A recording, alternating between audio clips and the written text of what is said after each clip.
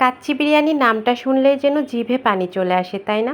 আজ আমি আপনাদের সাথে শেয়ার করব রেস্টুরেন্ট স্টাইলে অসম্ভব মজার পারফেক্ট একটা kacchi biryani recipe. Hello everyone, আসসালামু আলাইকুম। আমি মিমিস লাইফস্টাইল থেকে আরও একটা নতুন রেসিপি নিয়ে আপনাদের সাথে হাজির হয়েছি। আশা করছি আজকের রেসিপিটা আপনাদের কাছে খুবই ভালো লাগবে, সাথে থাকবেন। তো কাচ্চি বিরিয়ানি রান্না করার জন্য প্রথমে আমি একটা সিক্রেট মশলা তৈরি করে নিব। তার জন্য এখানে নিয়েছি গোটা গরম মশলা, কালো এলাচ, সাদা গোলমরিচ, জয়ফল, জয়ত্রী, তেজপাতা, শাহি জিরা, অবশ্যই শাহি জিরাটা নিতে হবে, এমনি জিরা, শুকনা মরিচ। সবগুলা মশলা আমি এখন টেলে নিব। টেলে নিয়ে তারপর আমি এটাকে ব্লেন্ডার করে নিব। আপনারা চাইলে পাটায় পিষেও গুঁড়োটা করে নিতে পারেন। এটা হলো প্রথম স্টেপ। কাচ্চি বিরিয়ানিটা রান্না করার জন্য অবশ্যই কতগুলো স্টেপ ফলো করতে হবে। দ্বিতীয় স্টেপে আমি এখানে আলুটার মধ্যে সামান্য ফুড কালার, লবণ, চিনি আর ঘি মাখিয়ে নিয়ে আলুটা ভেজে নিব। আমরা যখন সুলতান ডাইন অথবা কাচ্চি ভাইয়ে বিরিয়ানিটা খেতে যাই, কাচ্চি বিরিয়ানি খাই, তখন কিন্তু আলুটা খুবই মজা লাগে। তো এইভাবে করে আলুটা ভেজে দেখবেন, একদম সুলতান ডাইন অথবা কাচ্চি ভাইয়ের যে বিরিয়ানির যে আলুটা থাকে সেম টেস্ট পাবেন। তৃতীয় স্টেপে আমি এখানে একটা দুধের মিশ্রণ তৈরি করে নিব। হাফ কাপ গুঁড়া দুধ নিয়ে তার মধ্যে দিয়ে দিয়েছি কুসুম গরম পানি হাফ কাপ। এরপর দিয়ে দিচ্ছি জাফরান। কাচ্চি বিরিয়ানিতে সুন্দর একটা ফ্লেভার পেতে হলে অবশ্যই জাফরান দিতে হবে। তারপর দিয়ে দিয়েছি কেওড়া জল। এরপর দিয়ে দিচ্ছি ঘি বেশি করে। আর এই ঘিটার জন্যই পুরা কাচ্চির মধ্যে সুন্দর একটা ঘিয়ের ফ্লেভার থাকবে। এখন আমার সব কিছু গুছিয়ে নেওয়া হয়ে গেছে। এখন চলে আসছি মূল রান্নায়। এখানে আমি নিয়েছি গরুর মাংস 1 কেজি। আপনারা খাসির মাংসও নিতে পারবেন, তবে সবার ঘরে কিন্তু গরুর মাংসটাই অ্যাভেলেবল থাকে, তাই আমি আজকে গরুর মাংস দিয়ে রান্না করছি। মাংসটা নেওয়ার পর এখানে দিয়ে দিয়েছি টক দই, কালা গোলমরিচ, দিয়ে দিয়েছি বেটে নেওয়া কাঠবাদাম, কাজু বাদাম আর পোস্তদানা মিক্স করে বেটে নিয়েছিলাম ওইটাই। এরপর দিয়ে দিয়েছি 1 টেবিল চামচ আদা বাটা, 1 টেবিল চামচ রসুন বাটা, লবণ, ধনিয়া গুঁড়া, জিরা গুঁড়া, মরিচের গুঁড়া। এরপর দিয়ে দিয়েছি গুঁড়া দুধ, তারপর দিয়ে দিয়েছি ঘি। আর এই রান্নাটা পুরোটাই যদি ঘি দিয়ে রান্না করা হয় অসম্ভব মজা হয়, ঘিয়ের পরিমাণটা বেশি লাগে। তারপর দিয়ে দিয়েছি 1 টেবিল চামচ টমেটো সস, দিয়ে দিয়েছি চিনি স্বাদ মতো। তারপর দিয়ে দিয়েছি আমি ফার্স্টে যে মশলাটা গুঁড়ো করে নিয়েছি সেই মশলাটা। এরপর দিয়ে দিয়েছি পেঁয়াজ বেরেস্তা বেশি করে। আমি এই রান্নায় কিন্তু কোনো কাঁচা পেঁয়াজ ব্যবহার করিনি, সম্পূর্ণ রান্নাটাই পেঁয়াজ বেরেস্তা দিয়ে করব। তারপর দিয়েছি সামান্য ফুড কালার, অবশ্যই ভালো মানের ফুড কালার নিতে হবে। আমি এখানে ট্রান্সের অরেঞ্জ কালারেরটা ব্যবহার করেছি। তারপর দিয়ে দিচ্ছি তেল। আমি যে তেলে পেঁয়াজটা ভেজেছিলাম, আলুটা ভেজেছিলাম, ওই তেলটাই আমি এখানে দিয়ে ভালো করে মেখে নিতে হবে। একটু সময় নিয়ে খুবই ভালো করে মেখে নিতে হবে। মেখে নেওয়ার পর মাংসটা মিনিমাম আধা ঘন্টা ম্যারিনেট করে রাখতে হবে। এখানে একটা কথা বলে রাখি, অনেকেই কাঁচা পেঁপে বাটা ব্যবহার করে। আপনি চাইলে কাঁচা পেঁপে বাটাটা ব্যবহার করতে পারবেন, কিন্তু আমি কাঁচা পেঁপে ব্যবহার করিনি, বাটাটা আর কি, খোসা যেটা। তারপর আলহামদুলিল্লাহ আমার মাংসটা একদম পারফেক্টভাবে সফট হয়। এরপর দিয়ে দিয়েছি আমি যে মিশ্রণটা তৈরি করে রেখেছিলাম ওই দুধের মিশ্রণটা। তারপর দিয়ে দিয়েছি ভেজে রাখা আলু আর কাঁচামরিচ। সব কিছু দিয়ে মাংসটা আরও কিছুক্ষণ ম্যারিনেট দিয়ে এখন আমি রাইসের পর্বে চলে আসি। এখানে আমি নিয়েছি বাসমতি চাল, আর এই চালটা কিন্তু ভালো করে ক্লিন করে মিনিমাম আধা ঘন্টা ভিজিয়ে রাখতে হবে।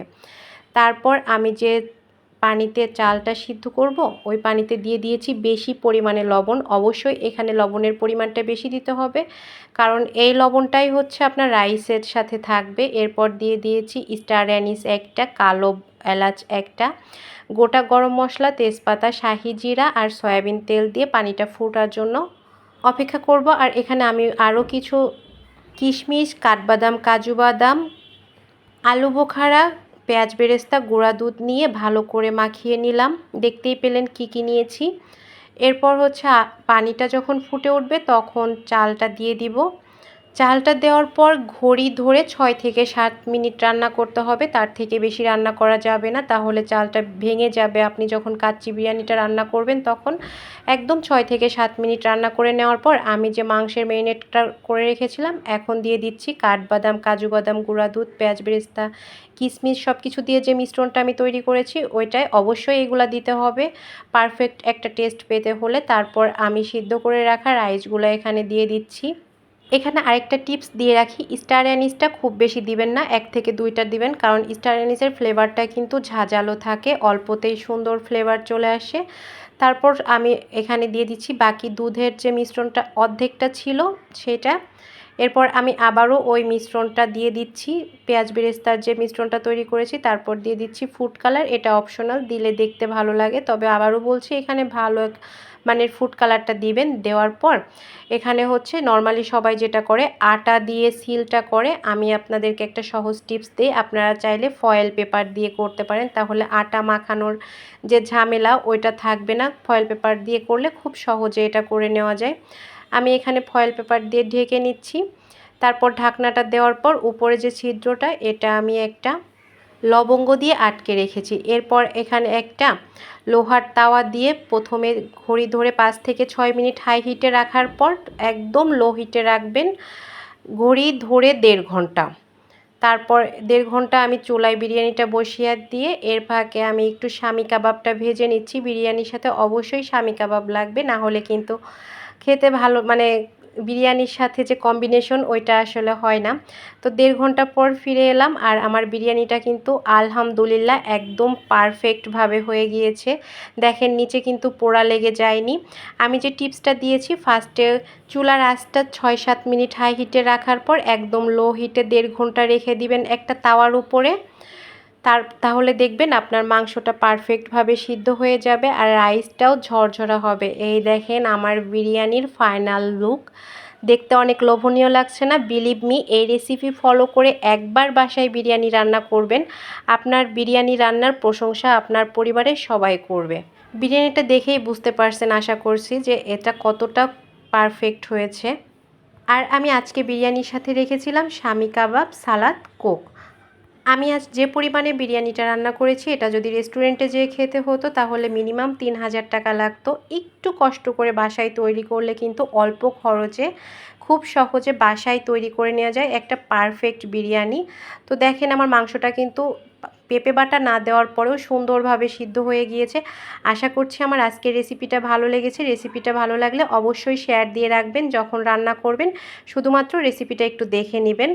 সবাই ভালো থাকবেন, সুস্থ থাকবেন, আল্লাহ হাফেজ।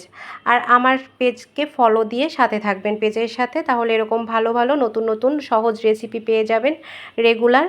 আর এই বিরিয়ানিটা কিন্তু আমি যখন রান্না করি বেশি পরিমাণে রান্না করতে হয়, কারণ আমার বাসি বিরিয়ানি খুব পছন্দ, মানে পরের দিন খেতে ভালো লাগে। আমার মতো বাসি বিরিয়ানি কে কে পছন্দ করেন কমেন্ট করে জানাবেন। আল্লাহ হাফেজ।